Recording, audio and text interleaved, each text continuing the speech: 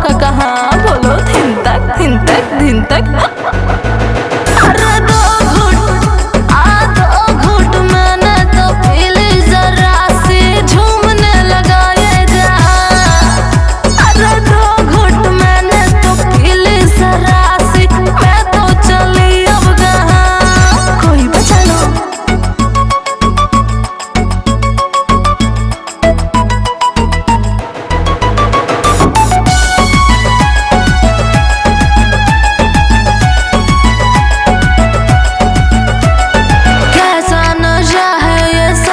चढ़ा है जो काली काली रातों में ये, पी के सारे धूम जाओ, नाच गाओ झूम जाओ, हाथों में जाम की बोतल खोले।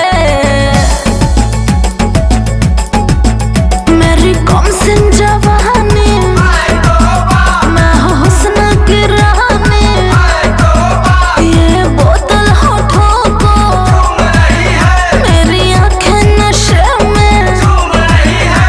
अरे थोड़ी सी भी है, थोड़ी है बाकी, और पिला दे जरा, अभी ट्रेलर है ये तो पिक्चर है बाकी।